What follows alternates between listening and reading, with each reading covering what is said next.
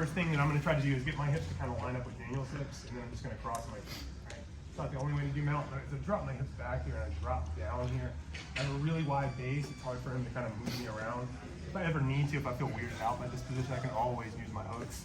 The reason I like this is it keeps his hips really pinned here, which I like a lot, right? The next thing I'm gonna try to do is kind of split him a little bit.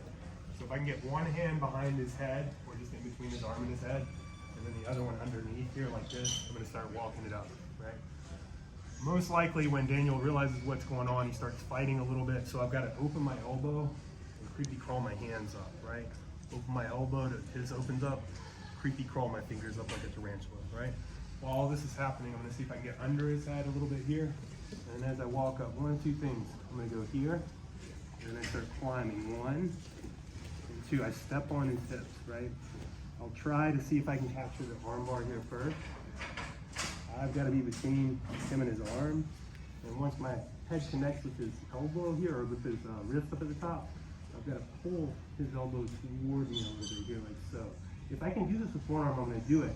But a lot of the time, you're not quite exactly right. So you pass over, and you capture it here, and lift off the mat. That's okay to do. So that's one. Trying to split them up. I'm separating here. I often finish it with just one arm. So all you guys will try, right? If it's not there, I'm stepping on both hips, climbing up here, and then carefully I'm just pulling my arm in close, keeping everything else in place. Right? Basic kind of reverse armbar, right? The other thing that can happen is as I'm coming up here, I'm able to just kind of push his arm across, right? And as I do that, I'm just dropping my head down, keeping him in place, lift Daniel up, capture here, start making the pressure. Once I have some pressure with my shoulder, here, spin him out, push him away, and then I'll put my hip up against his hip so that I can push. I'll push off of him, and I'll drive the weight up here, energy up to the top here. Okay? So kind of if you can split them, you'll isolate their arm, you'll have a nice reverse arm bar. If you can get the arm across, you'll have a nice arm triangle, right?